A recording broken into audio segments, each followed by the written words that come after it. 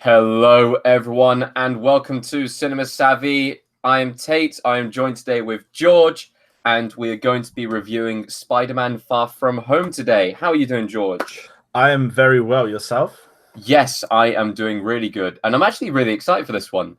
I know that on this podcast, at least Spider-Man, as far as the MCU is concerned, is one of the most divisive kind of topics that we always talk about. Especially with both of you guys still being madly in love with the Raimi films and absolutely hating on Spider-Man: Homecoming. But I yeah, go on. I mean, I think we probably did this. We would have done the Homecoming review, I'm sure, but Mm, the Raimi films are such an integral part of my childhood, and it's not even the childhood angle; it's what they've become. This like yeah, source of memes, legend status. But with the whole like not MCU, but the boom of superhero films, to me, that's the whole trilogy. That's right, Spider-Man 3 included. Still better than like 90% of them. And we're not here to talk about the Sam Raimi films, though. yeah. But No, we are not. you cannot deny when the film starts and the Columbia logo comes up in your head, the Danny Elfman theme plays. Yeah, okay, it does. But at the same time, we are now with the new Spider-Man. We're going to be doing this as normal. So we're starting off with a non-spoiler section. Then we're going to be moving to spoilers. However, in this non-spoiler section, there will be spoilers for Endgame because Endgame is an integral part of this film. This film itself is not only the last film from the Infinity War saga, but it is the last film in Phase 3, and it moves on to a completely different story after this film. It's almost like this is the palate cleanser after the events of Avengers Endgame. So please, if you haven't seen Endgame yet, first of all, really, really, how have you not seen Endgame yet? I swear most of the world has seen Endgame. But secondly, we will be spoiling a lot of it here, even in the non-spoiler section today. I mean, this film opens up with spoilers for Endgame, not the first scene. Straight away, the first scene immediately. So the IMDb says, following the events of Avengers Endgame, Spider-Man must step up and take on a new threat that has changed the world forever. I just do want to start very quickly with talking about the trailers and everything like that going into this film, what your thoughts were going to be going forwards with this. I mean, I'm not gonna sit here and harp on how much I disliked Homecoming. I've said before I'm not a fan of Tom Holland. I've liked him in Avengers films like Civil War, Endgame as well, and Infinity War. I liked him as I really didn't like Homecoming. To me, this isn't a Homecoming rant, but that almost to me killed Spider-Man.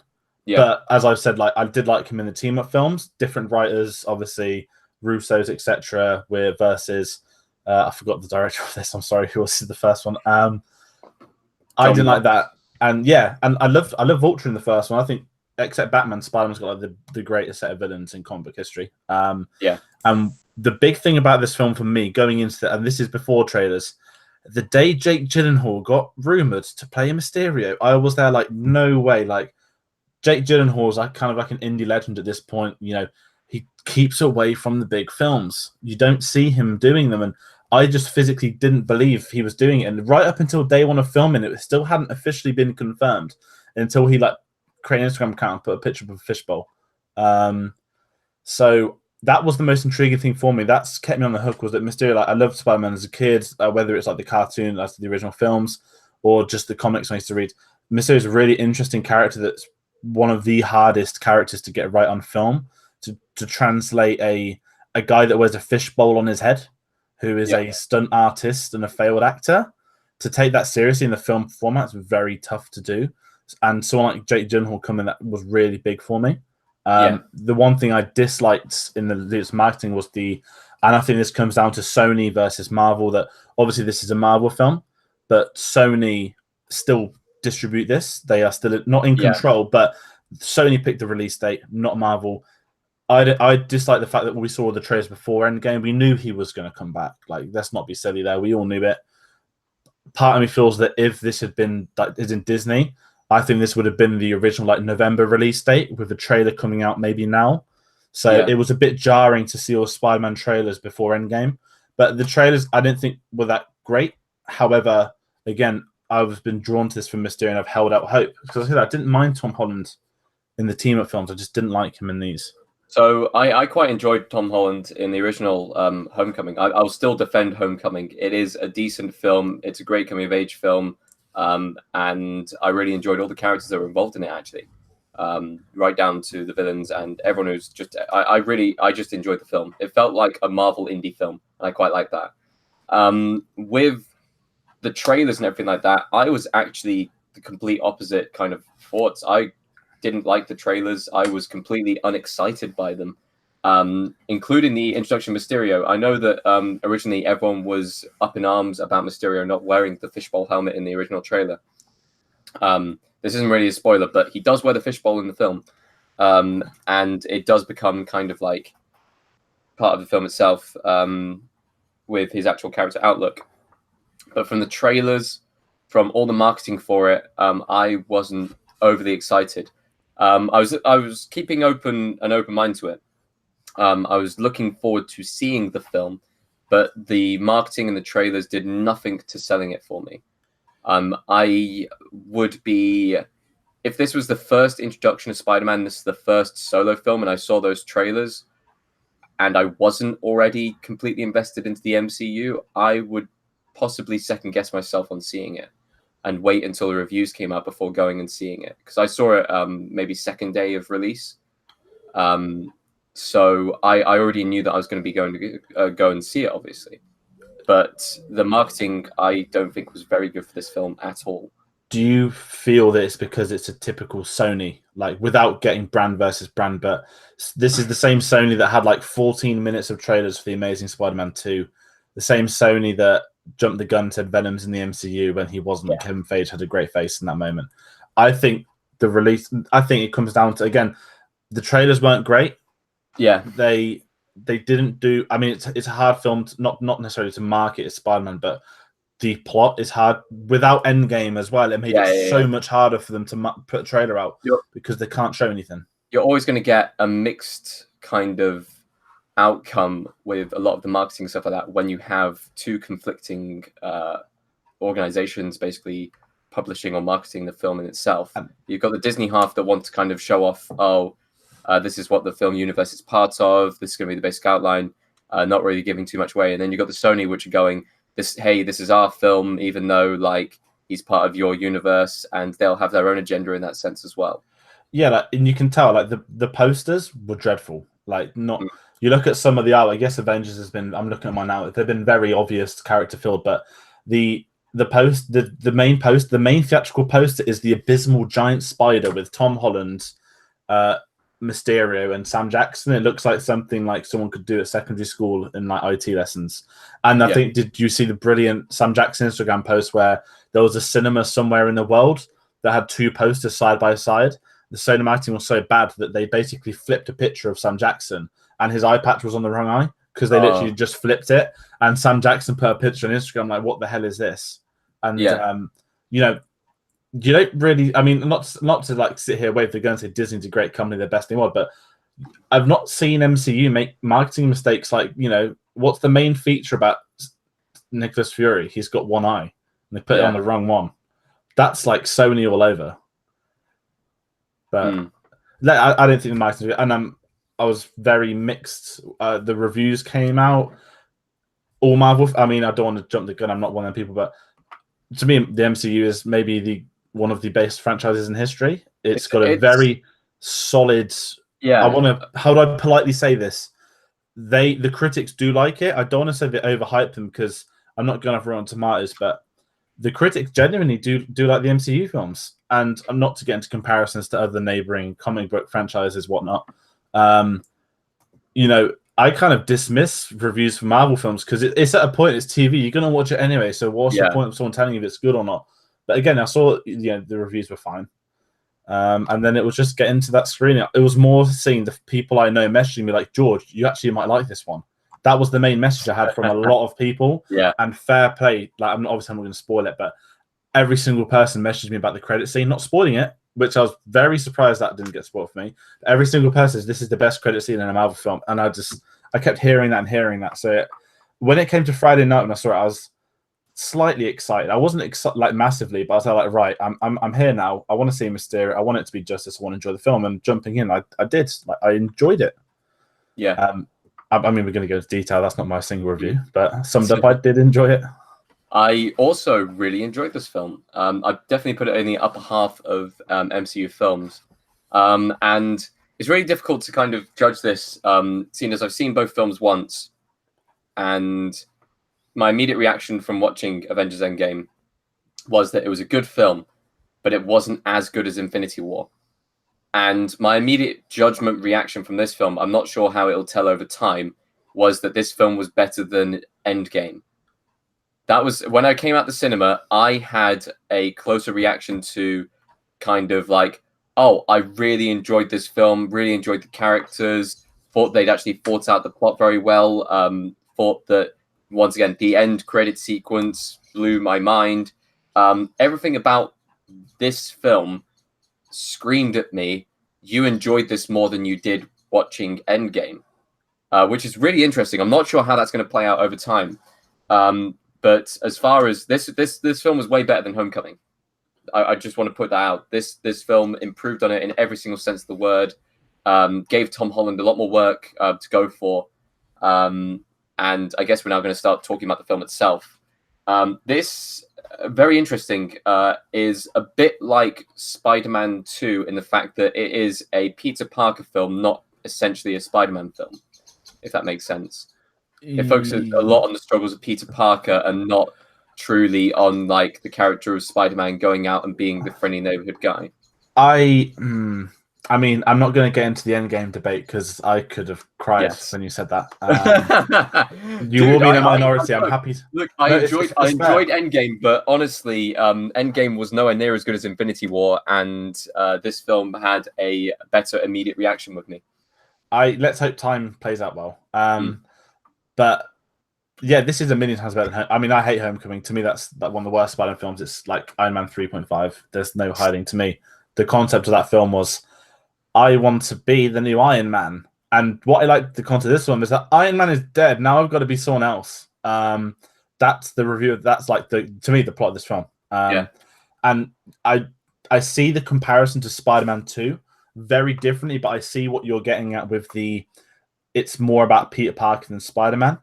I did feel that. I think, you take into context that, he's still at school, even though now he's 5 years older. They do explain. He kind of isn't. Yeah, I was going to say they do at the opening of the film. They do explain the ramifications of, well, they're calling it the blip now. It makes for a funny joke. They don't go into too much detail other than like that and a couple of little drinking jokes. But I see what you mean. I think I really didn't like in the first one. I didn't like how Ned was. I didn't like how like Weird MJ was. I felt they'd done a better job this time round. I don't know if they took them out of the school environment because they were still with the students, but it felt more natural and easier to follow than not easier to follow. It wasn't hard to follow, but there was a lot of questions the first time. Well, one of the first times I saw Homecoming, I did see it 3 times over a 2-year period to try and like it. I did eventually a little bit more, but I'm trying to like try and sum that up. I'm just still boggled by this Endgame thing. Dude, it's really hard to go into. I mean, what I'm going to say. Do you want me to explain why? No. It's fine. We can have that at the end of year review when Endgame's in my top 5. But no, I'm trying to raise a point about Spider-Man. I've forgotten how to word it. That by having them out of their comfort zones in school, it made it better because it was able to move the plot forward. And traveling around Europe, he likes to go. He can't be Spider-Man because he's on holiday. That's fine. Like, and that was simple, but it worked, right?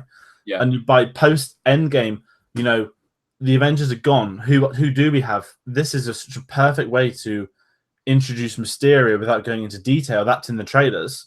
But there's a hole. Again, this is the plot of the film. Iron Man is gone. Who is the new Iron Man? There's a hole that has to be filled. And the film does well with that. I think the comparison, I mean, a lot of people are comparing like Uncle Ben to Tony Stark, which I understand because of how much they focused on him. I'm sure Uncle Ben's done and dead already in this universe. They don't need to retell the origin. I was going to say Uncle Ben is done and dead.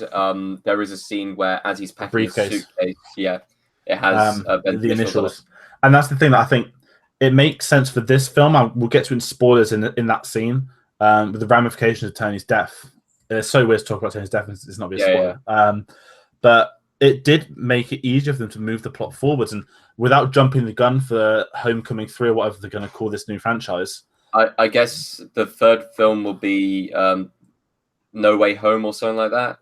I can't. I'm almost. I will get to that later, but the point I was making is that the plot of this felt better than the other one. Again, Vulture was one of the best villains in the MCU. Tough act to follow. Michael Keaton introduced Jake Gyllenhaal as Mysterio. That is a winning bet. And the trailers, again, it's really hard not to talk about it without spoiling it. We know he's a villain. Like he's advertised as a villain. Okay, we can't talk about him being a villain. No, I'm just gonna say this now. If you have no idea about the Spider-Man books or anything like that, and the fact that Mysterio is probably in the top 5 all-time Spider-Man villains, and knowing that Jake Gyllenhaal is playing that character, even though in the trailers they kind of play it off as he's not going to be the villain, I'm going to go and spoil that now. He's the villain. Like, they have the Elementals, sure, and they are their own villain in their own right. But Jake Gyllenhaal is also a massive villain within this film. You don't really need to kind of have too much Spider-Man knowledge to know that. You can't have, Uncle Mysterio is going to be this really nice guy and they're going to flip the characters like they did with the Skrulls from the Captain Marvel film. Which, first of all, it did work. But at the same time, they're not going to do exactly the same with like one of the biggest Spider-Man villains of all time, are they? No chance. No. Jake Gyllenhaal plays a villain perfectly in this film. And we'll go a little bit more into how kind of he becomes a villain in this film and some of the possibly best moments I've seen on screen from the MCU. I'm going to go out and say that now. Some of the most visually stunning scenes. It will get a CGI nomination at the Oscars for that scene. We're both thinking of the same scene. Absolutely. Oh, of course we're thinking of the same scene. But no, I'm trying to like go into like performances. Maybe like I think the other thing Jake Gyllenhaal was that again he's not your typical A-list like blockbuster film guy, but he naturally fits in the role. But he's got very good chemistry with Tom Holland.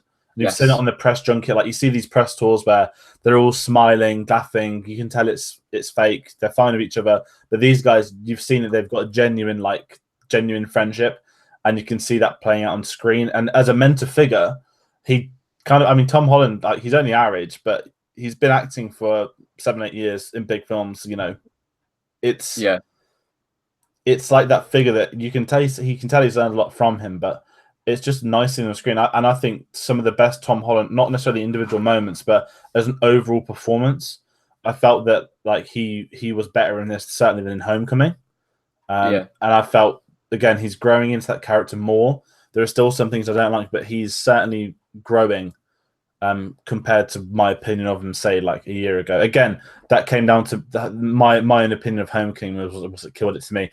And obviously, I'm not going to lose the backbone of Tobey Maguire. Homecoming, in retrospect, I loved it at the time, but at the same time, in retrospect, you almost need that film to set up the kind of ideas of fatherhood and kind of legacy from this film.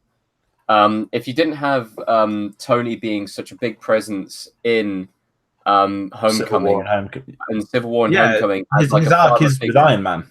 Yeah, his arc is initially tied in with Iron Man, which kind of makes sense as they're both New York-based superheroes. It makes sense that they kind of played off in that role. And Peter, as a young character who's still going through school, I know that in the Raimi films, he's already done with school, he's straight into work, and he doesn't really need a father figure kind of character to drive him forwards at that stage. But they went with this role of a slightly younger Spider-Man, who was that high school kind of kid who maybe did need a father figure and maybe did need some form of guidance, especially when he's being dropped into this world which already has the superheroes established. He needs someone who like can wean him into it and kind of guide him through it. And who better than the original person who starts off the entire franchise? Tie that in with the fact that he had a very dramatic kind of death, and you have Peter losing that kind of figure who's guided him through and introduced him into this world and basically formed the kind of person that he's starting to become. You suddenly left with Peter, who is emotionally stranded, which is done very well throughout this entire film. And Jake Gyllenhaal's character does kind of plug in that gap and plug in that hole for a lot of the film, and he plays a very stoic role in that sense that he is kind of that overlooking father figure who does genuinely seem to care for Peter in a lot of the moments of the film. And I know that there is ulterior motivations, which we'll go into in the spoilers, but you kind of get that sense from the very off when they first meet that that connection is there, that they can they would get along as friends if it was a different situation. Yeah, and I mean, again, I'm trying to spoil it, but there's a moment in which you understand within the film that Jake Gyllenhaal likes Peter Parker as well. That's made abundantly clear too, to proceed with it. But I think it does work. I mean, if you go back to Endgame, you know, when Iron Man dies, the three people that interact with him is Pepper Potts, Rhodey, and Tom Holland.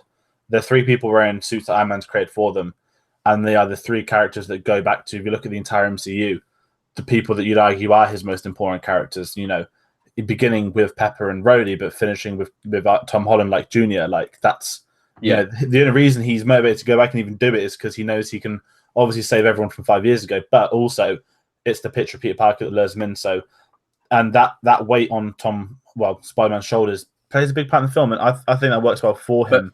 We kind of make it out like this film is very kind of focused. It is focused on Tony's death, but at the same time, it's very kind of dark, and it's like the entry. It's the entry point to introduce like where we know where Peter Parker's at. He's on a holiday. He wants to impress a girl, but we also know where Spider-Man's at. He has to fill the boots, and it's what you went jump back to the Spider-Man 2 comparison. He's got to be Peter Parker while being Spider-Man. It's getting the balance which he's struggling with. I do want to also say this film is very fun. Like, it isn't a very kind of old, straightaway, dark kind of film. It is a road trip film. Like, it is. The humor worked a lot better than in Homecoming as well. Yeah. The biggest laugh at our cinema, this isn't a spoiler, there's one throwaway line where someone's like, "Oh, Europeans love Americans." The entire cinema just started roaring with laughter. Yeah. And like, I'm not trying to make a comment there, but if our entire cinema laughed, there'll be a lot of others around England that do too, and maybe Europe. But it was very risky again. Like I've moaned in the past that they didn't take Spider-Man into New York and the end of Spider-Man Homecoming. The second film being entirely set in Europe was like, where's New York?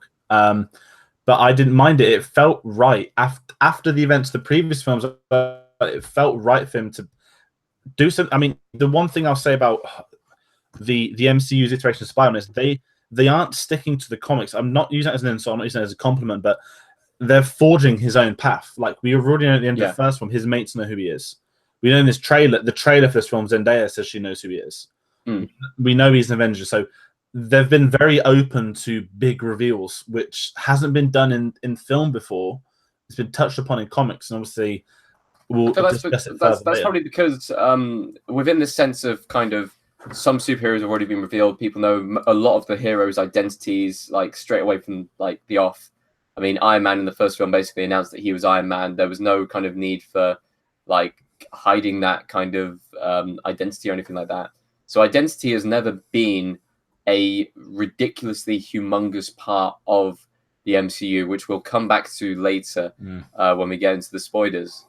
But within the sense of this film, identity isn't exactly the key plot point.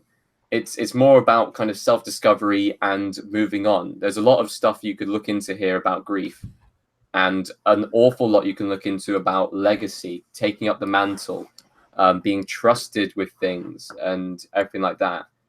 I think it's a very good overall film. There is a very early on scene where Peter is back in New York. He's at the Salvation Army place, which we've seen in the trailers.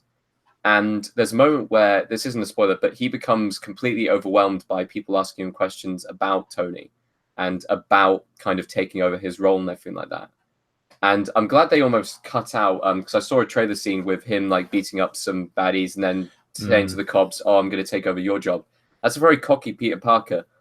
In this kind of film, he isn't ridiculously cocky because he's obviously just lost one of the closest people who he is to. And he's trying to take over that role, or he's at least trying to find someone who could take over that role. Because of that, I'm really glad they had that kind of scene of him being almost overwhelmed by it. It immediately puts you into that situation of, okay, he's struggling here. And that's why I alluded it to being like Spider-Man 2. It's a lot of kind of struggling with balancing out your kind of real life, your secret identity life, focusing on the real life instead of focusing on kind of the hero that's inside, and also trying to work out the problems that come with that. I think it's a very good overall film. I really enjoyed the music in it. I enjoyed the CGI, the villains, everything like that. We're going to go into spoilers very soon. Is there anything else you wanted to say beforehand? Would you recommend this film? Yeah, I'd recommend it. At this point, you're in Marvel. It's TV. You can't. Yeah. You know, this is the end of Phase 3. We're gonna. It's either next week at San Diego or it'll be at D23 in August. We're gonna get the Phase 4 announcement. Yeah. And you know, I kind of want to see. I mean, I know there's lots of other films I'd rather see, but I actually kind of really intrigued to see where they go now with Phase 4. The music, Michael Giacchino, superb as ever. I can't wait for his concert in October. The Mysterio's got a nice theme. They again use iterations of the original Spider-Man theme, which is like, again, it's no Danny Elfman, but it suits the MCU what it's going for. Soundtracks haven't been a strong suit of Marvel, so bringing in a composer like that for, I think he did Doctor Strange as well. He's certainly leaving a lasting impact, and I think the soundtracks are getting better as time's going by. But I thought the music was great. The CGI, for the most part, was great, especially on the big scenes. I thought the character designs of the Eternals were abysmal, but we get to that for the obvious reasons later on. But like I said, I mean, I'll be the first to put my hands up. I'm not going to sit high and say it's great. You know, I've slagged off this film for ages. I had no expectations. I enjoyed it. And I can take that. Like, I'm not going to be arrogant and say, like, oh, I was never like it. I will happily say I was wrong about this one. But I want to see where they go next. And I can't wait to see more Marvel films. Like, at this point, you're really in it. Like, as much, even if, you know, everyone watches, the Marvel's the biggest thing in the world right now. You know? Yeah. You know, it's 15 million of Avatar. I'm not talking about Endgame, but it's 15 million of Avatar. Avatar was in cinema for 10 months with a re-release, with 3D. Yeah. This is like 15 mil away in 3 months. And there's a bloody second Marvel film out following it already. But I'm excited to see what this does. And I think this is going to cruise past $1 billion. I think it's made 580 mil because it's been out for 6 days at this point. I think it released it. Everywhere got it early on Tuesday, didn't they? I think China got it the week before. So I'm intrigued to see what follows next. But no, it's solid. And I think the main thing I recommend for this is Jake Gyllenhaal's performance. He is incredible. I think he carries this film. And everyone's kind of bouncing off him. Where would you put him amongst villains in the MCU? Let me look at myself. I definitely put him top 5. I think you've got Thanos at 1. Thanos at 1. Loki, I'd say probably 2. Winter Soldier as a villain. Winter Soldier 3. I don't see them as villains. I've probably got Thanos. Yeah. Then Baron Zemo. Then probably Vulture. I know I'm missing someone really big. Would you say that Vulture is a villain? You put Vulture above Jake Gyllenhaal's Mysterio? This is the thing. This is what I'm trying to figure out. I'm trying to literally look at. I've got like 23 films. I'm trying to glance through for all the villains. It's really hard to do it quickly. I'd say Mysterio is better than Vulture. I'd say he could fit in a top 5. Yeah, he's probably in the top 5 MCU villains. Again, the villains have never been their strong suit, but I will say Marvel's villains have never been a strong suit, but that's 2 for 2 on Spider-Man films for being excellent villains. And I was going to say the last 2-3 years, they've really improved with the villains as well. Killmonger, that's the one I was thinking of. Oh, Killmonger, absolutely. Killmonger's third. But no, I'd say he's fourth, fifth. I mean, I bought the pop this morning. It looks stunning. As in, it's a bobblehead, but it's the helmet with all the smoke on the inside. Oh, I haven't actually seen it. Do you want to? I will grab after because it's on the other side of the room. Yeah, sure. But Jake Gyllenhaal was amazing. Again, when he got announced this film, that was the big thing for me. Like, if Jake Gyllenhaal's joining, not just a Marvel film, if a blockbuster film, that's a franchise. He's seen something he likes, and that's a really big thing for me, and that carried through. But that's kind of everything. I recommend it. Go watch it. It's going to be in cinema or cinema or not. It's going to be in cinemas all summer. There's not really many big things come out again this year, is there? But it's definitely worth watching. Certainly for individual moments within his role. Yeah. Spoilers? Are we there? Yeah, we're going into spoilers now. Thank God. If you have not seen this film, we'll both recommend it straight away off the bat. I'd heavily recommend it, especially if you're already tied into the Marvel machine. You're just going to go see it anyway, so it's pointless me saying anything. So we move on to spoilers, and let's get rid of the big one straight away, and that is the Mysterio reveal. Bloody brilliant! I was so confused. I'm sorry I've jumped ahead of you. Yes, we knew he was going to be the villain. I can't talk. I'd heard things about how he was the villain, and I was really worried that we'd get. I think it was like set videos from Prague of Mysterio getting arrested last year as well. But yeah, I was really worried he would be a villain for the last 5 minutes of the film, and that there was going to be some big reveal. Like, haha! I've been a villain the entire time. You'll never catch me again. You know that kind of really typical last 5 minutes. yeah. But when that scene happened, you're what, halfway into the film, if that? Yeah. And that bar, like, I didn't expect in the bar. So, like, what's going on there? And it was some weird, like, Hitler Youth rally. And then you kind of realize that they went into it. It's like, oh, he got effed over by Tony Stark. Yeah. And it was only how many villains now is that on the count? Like 8, 9? but I was like, oh no, another Tony Stark thing. But then when they went through the flashback, I was like, I created this technology. He used it for therapy. I was like, did he?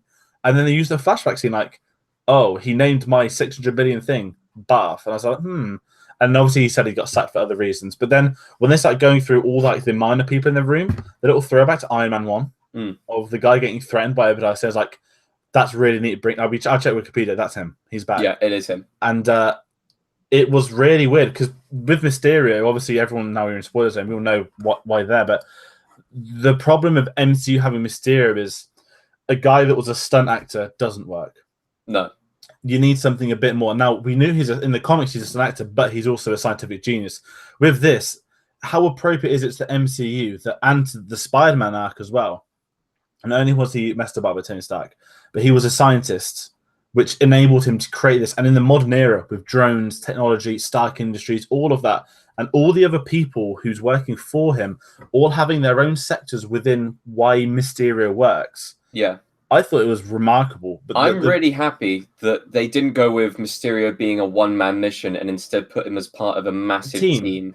Because he can't work as one man. No, of course he can't. And like he can in the comics, but in the MCU, it cannot be one man as an individual. For everything like that to happen, there needs to be more minds behind it. And what I loved about this, the main thing, when he goes into that speech, this is when I knew Jake Gyllenhaal signed for that film. The intensity, and I was getting Nightcrawler vibes when he was really going into it. You know, when he talks quick, his eyes start to get bigger, and I was like, oh my god, this reminds me of Nightcrawler. And I kind of sat there the same thinking, only Jake Gyllenhaal could have probably delivered that in a credible way. Like, you can bring in the actor. I couldn't recast Mysterio as anyone else but Jake in that film after seeing this performance. The end. I mean, originally we know obviously Spider-Man 4 it was going to be the cameos from all the previous Spider-Man films. That would have worked for the Sam Raimi universe, but for the MCU, Jake Gyllenhaal was perfect. The flashbacks, I was worried there'd be like 10, like, oh, I was in Iron Man 1, 2, 3. Civil War, I was watching all along for 10 years. It wouldn't have worked. Simple. No. This was me getting messed about in Civil War. Here's a colleague in Iron Man 1. You don't need anything else other than that. They were perfect.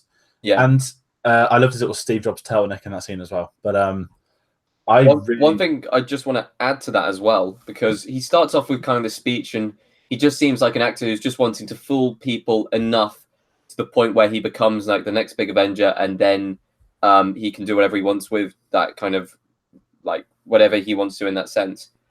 His plan is inherently flawed, and I feel like he starts to realize that with the threats becoming bigger and bigger and him having to turn it up and up and up. And you see him starting to become more and more unhinged within that sense. And you start to wonder, because I think he was fired for reasons of like, what was it, over-aggression or something like that? And that was why he was fired. You start to see those kind of vibes coming out. And he is a scary, scary character. You don't need the fishbowl on or the amazing scene, which we're going to talk about in a minute, to make him a scary character. Him, just Jake Gyllenhaal acting, like him starting to raise his voice, him kind of with his raised eyebrows and everything like that. He is a fucking terrifying character. Like he will scare the pants off of you just through his acting alone without the suit on or anything like that.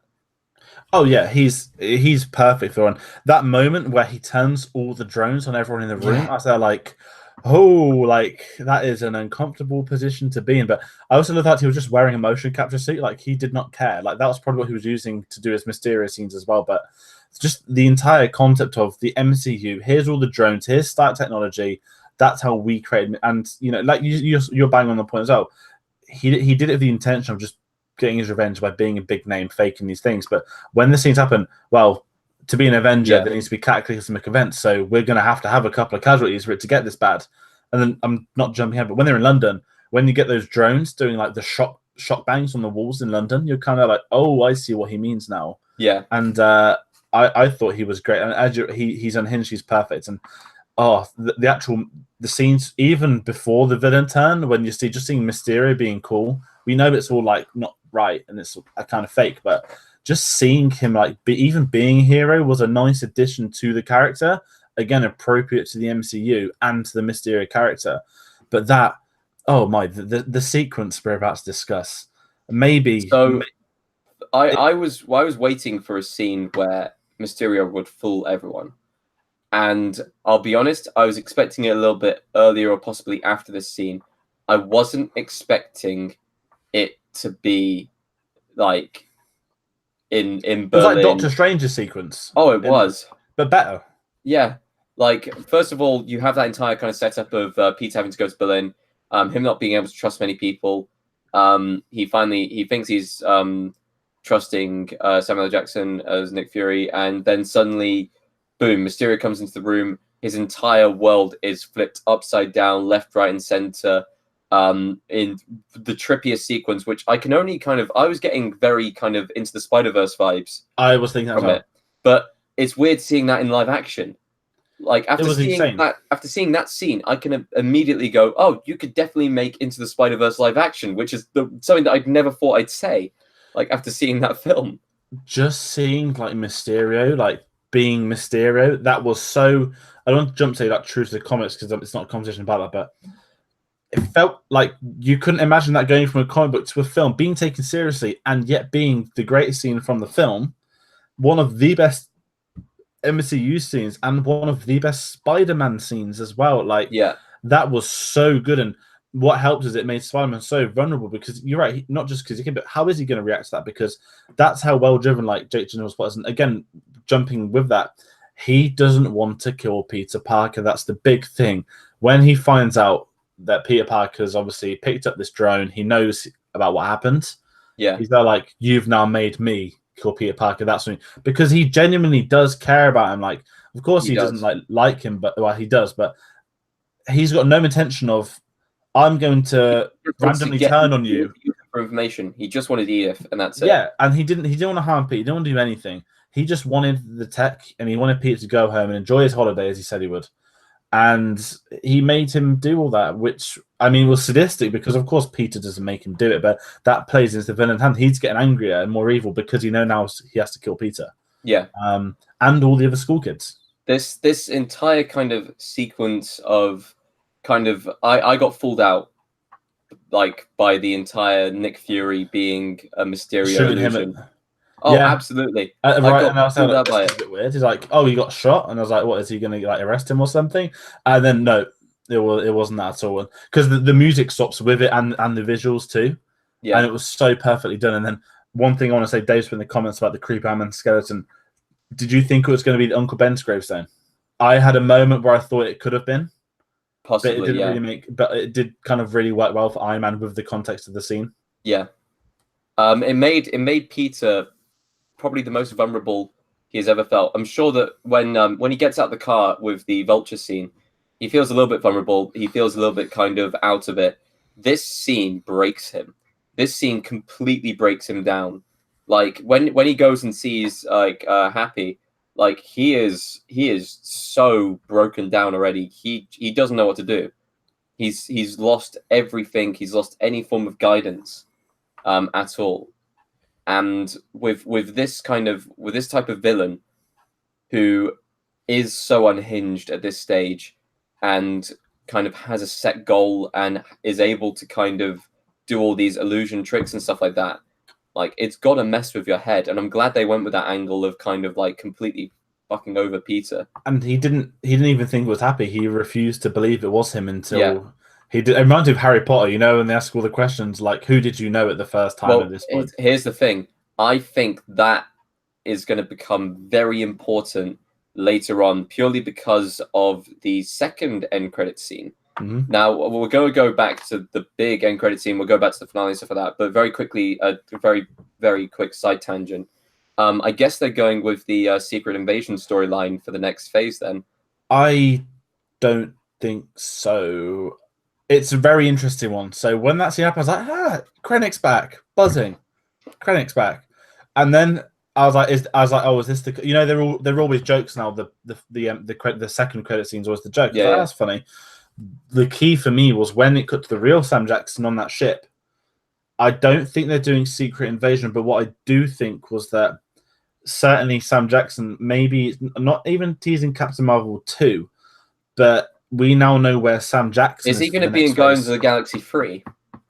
I don't know. I think certainly there's going to be more cosmic in the next phase. I don't think they'll do secret invasion. I don't think that could transition into film. Well, I thought that possibly, I mean, you've got the whole, I can't remember what the name of the planet is where they all get transported to, where they have to fight each other, but that would be Battle World or whatever it's called. That would be pretty cool to see on screen with all the heroes and various villains and stuff like that being transported to this world and having to basically survive on the planet. That would be a cool film to see. Also, them coming back and having basically doppelgangers of themselves and not being able to trust each other, having to ask those kind of questions like personal information and shit like that. I think that's kind of a tester of the waters. Could it be done where people are questioning who they're speaking to, everything like that? They've already introduced the Skrulls and the idea of having to question people in that sense. I think Captain Marvel and this film. Because the Skrulls were the good guys, it makes... Who's to say that there isn't a bad kind of like... Oh, this is the thing. There could be a bad batch of them. Yeah, I'm intrigued. I think the phase 4 announcement's going to be big.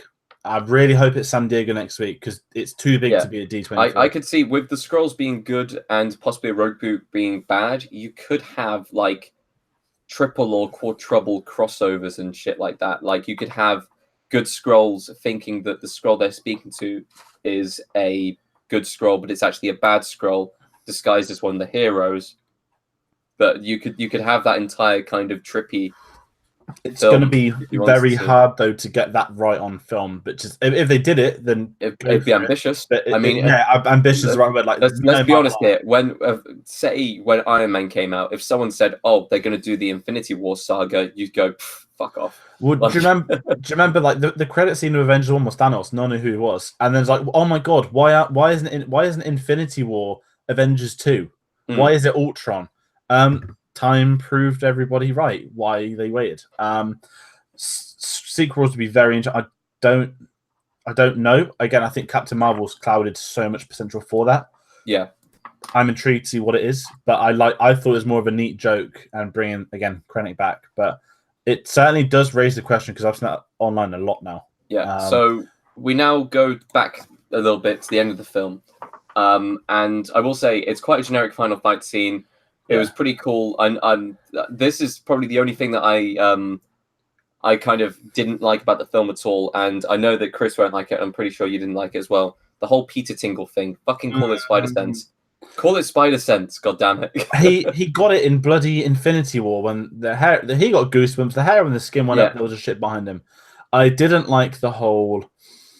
It's not even really a spider sense, is it? It's like Detective Vision on the Arkham games. Like, I liked the whole kind of him having to dodge the drones by basically using his sense of feelings. That was cool, but I just didn't like the fact they called it the Peter Tingle. I thought it was an Aunt May joke, but then when someone else started saying it, I was like, oh no. Yeah, so that's now canon that it's called the Peter Tingle. It's not gone down well. No, definitely not. I've seen people online say that it's great, but there's a couple of things everyone's going to hate. The final fight was. You didn't care about the London thing. No. The design of the Eternals was awful, but because they are drones, you can pass over it. It's not Hydra Man, it's not Sandman, it's not Molten Man. Yeah, it's like it's a CGI video that they're projecting, which I understand. The problem with the MCU has been the big boss fights, I'm going to say not including Endgame, because that was beautiful, or Infinity War, I'd say. There's a couple of them that have been fine. Less is more. When the visual is like a million drones flying around London, it's kind of there like, I've seen this before in a Marvel film. And, you know, they've gone away from the beaming lights up to the top of the world, which every film did for a couple of years. But, you know, you wanted the confrontation with Mysterio and with Spider-Man. We did. When you get to that, it's great. There's some really cool moments in there. I got fooled again by Mysterio, even right at the end, when he tried to shoot him. I didn't see that coming. I thought that there was going to be some other master plan or something. But I think the success of this film again, it comes down to the actual characters more so than the events. That again, relationship with Mysterio and Spider-Man, that's a big part of them. When you know you jump back to how Tom Holland Spider-Man's been, he hasn't had the individual moments. I think you jump to the Raimi trilogy, every villain has been personally connected to Spider-Man, which is great. Yeah, because that when they have these big moments with the villains at the end, the stakes are higher because there's been personal moments. They know each other's identities, and there's always some respect within them. You didn't get that in the Amazing Spider-Man films. You didn't care for it then. Homecoming, you see, you know, Vulture's intimidating, but Peter saves him. Personal connection. In this, you've got two people that respect each other, that know that they've got to take out the other one to basically survive. Yeah. And I think that made that final scene so much better. And then you got the credit scene where it's kind of like checkmate that Mysterio does actually win. So what an amazing, the best ever MCU end credit scene. Hands down. I had a strong urge, and I'm not like milking this. I was at the cinema on Friday night. Everyone's told me how good the credit scene is, and I was there like, I would love J.K. Simmons to have a cameo in some way or another. Yeah. I was there like, I don't think we will, and I was there like, do I check his Wikipedia? And I was like, no. Thank God I didn't, because if I'd have had that spoiled 2 hours before. Yeah. And you know what I loved? It reminded me, I don't know if you played the Spider-Man game that came out on PS4 last year. Yeah, so this is something I was going to go into. They've turned J. Jonah Jameson into a Alex Jones kind of character, which I believe they did already in the game. So in the game, it's a podcast, isn't it? Yeah, he's at the Daily Bugle. I don't know if he's either fired or it stopped, but he now just does a podcast where he rants. So this film did the balance of the both. But to be fair, modern day makes sense. Yeah, modern day, like, you know, paper sales are down, and there is going to be visual mediums. You know, I could see James having a YouTube channel as well as an office. Just hearing the voice, seeing him, he is back. I didn't even care about the revelation. It was the fact that, oh my word, they've actually brought him back. But then to get the revelation to come with it, that Mysterio had a plan, and when they cut off the word Peter, I was like, that's playing it cool. Like, is the next song going to be J. Jonah Jameson blackmailing Spider-Man? But then he does it himself. It says, oh, he is Peter Parker. Yeah, you kind of there like, whoa, like. I think the direction they're going to take the next film in, I don't know which villain it is, but it's going to be basically Spider-Man against the world.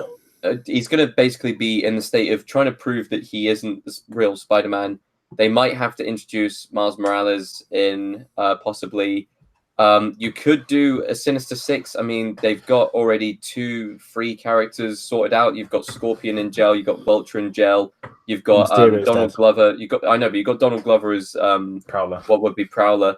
So you've got at least 3 of the characters down already. Maybe you need one more film to set it up and have a Spider-Man 4 being the Sinister Six. But I think best villain for next film could be Kingpin, basically blackmailing Peter and his family. I think the next film, I don't think he's going to deny what you mentioned earlier, that everyone in the MCU's never hidden identities. Yeah. Now it's in the open, you know. The stakes, what I was trying to make the point as well earlier, the stakes it's going to have, you've not seen that in a Spider-Man film. In the comics, the original Civil War, he unveils himself as Peter Parker in the press conference when he becomes Iron Spider, and like Aunt May's getting attacked like the next day. Everyone he's close with is at stake, could die. Yeah. And I think it would be like a Spider-Man on the run. Like, that would be such an interesting concept for a film. That's why I'm calling it No Way Home already. That's why I know you're not into wrestling, but back in the day, like the 90s when it was good, they had this title that could always be defended. Obviously, it's scripted, but there'd be like a segment like in a car, and a guy just goes in and attacks him because you could pin him anywhere, anytime. I've got this feeling that's going to be like Peter Parker's next film, that the villains are just going to come from him. Even if you jump back to the credit scene of Homecoming, you had Scorpion teased. Now, originally they cast Michael Keaton in this film. Whether he filmed something, they cut a scene. But how interesting would the next Spider-Man film be if it's them in jail and that's what's on the news? Yeah. I think they're in a position now where they can literally they forge their own path. They can do anything. If you've got those two who are already in jail, they could form the team out of the jail. Have someone like the Prowler break them out, introduce Miles Morales, and basically have a Tom Holland and Miles Morales character teaming up together to take down the Sinister Six. That would be awesome. I think it'd be too soon for Morales, especially with Spider-Verse moving into TV and everything else. It's going to get big, but I just think there's a window now where they can really take. I mean, I know these films have been about Iron Man. They're in a position now where they can move past that. It's like Thor, right?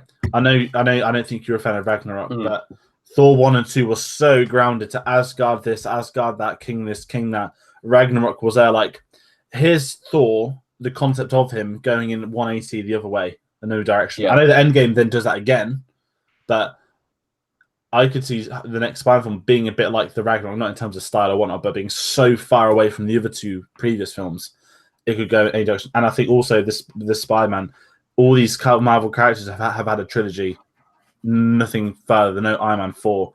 I think Tom Holland will be the first one that does get a fourth or a fifth. They have with Spider-Man. They have probably the most source material they can actually go with. For and this one. I mean, he's got the best Iron Man villains. Yeah, I was going to say with Iron Man, you have Ironmonger. The villains I can name off the top of my head: Ironmonger, Whiplash, and Mandarin. That's kind of it. His famous storyline was the alcohol poisoning one, which the two did terribly. Yep. Best kind of with Spider-Man, I could name probably 10, 15 off the top of my head. Which if I'm taking bets now, I think it's going to be Kingpin, and I think it's going to be him basically threatening the family and kind of blackmailing them into it, starting up his empire off that. Then are they going to bring an MCU Kingpin?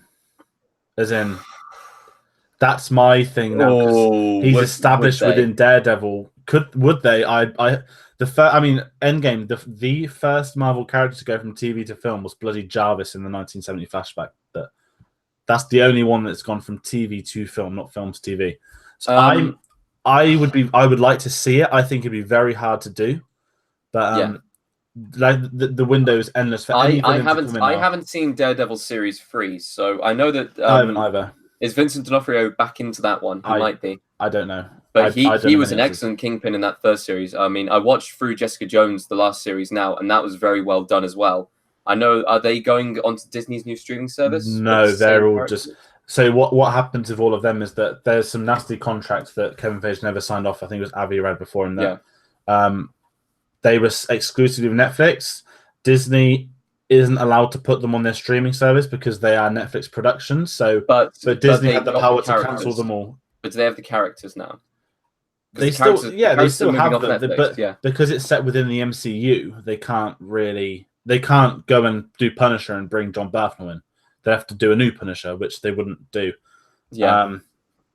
I don't know what's next. I mean, I think you got to have Mysterio. He's one of Spider-Man's best villains. Maybe it might be best to go for a Spider-Man villain that's once again hasn't been adapted yet, because they took the risk and went with Vulture, and that was brilliant. Hadn't been put to film. When are they going to include Venom into it? What is the deal with Sony there?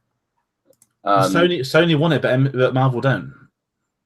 Okay. It's going to happen eventually because Sony do own the rights. I'm just having a look through. They haven't done Hobgoblin before. They've done Green Goblin, obviously. But that's the thing. But they're in a situation now in the MCU. Craven the Hunter hasn't been done yet. Craven could work because the whole idea that he's going to hunt Peter Parker. Yeah. But Craven, I don't think I love him. I think he's great in the comics. I don't think he would be that. I don't think he'd be big enough to have his own film as the villain, as a villain / supporting. Yes, I think they need an A-lister. They need a Doc Ock. They need a Venom. They need a Goblin. They need one of the Spider-Man big bads now for this next film. I think the perfect thing would be to do something like that. Have Kingpin setting out, put a bounty on his head. All of the B-listers go after him, but Kingpin's the real deal. Something like that would be so much more interesting. But then you got to think that obviously, like, the people, like, the problem with the MCU is that everyone's been identified as a hero before, so it's not going to be hard for him to chuck him in the Avengers Tower or something. Well, from the very, very off, if we're looking at like just the MCU in general, I'm looking at where they could take this, not only for Spider-Man villains, but just for villains in general, where the MCU can go. The big villains they got left, like, trying to think what they could actually go with, because we've obviously talked about Secret Invasion. What else could they do with it? Because I always thought that if they wanted to introduce the Fantastic Four, they wanted to introduce the X-Men, the immediate villain that comes to mind is Doctor Doom. And you go with a big Doctor Doom storyline and have him being the big bad. They've got the rights to Galactus, but I don't think that'd ever work in film.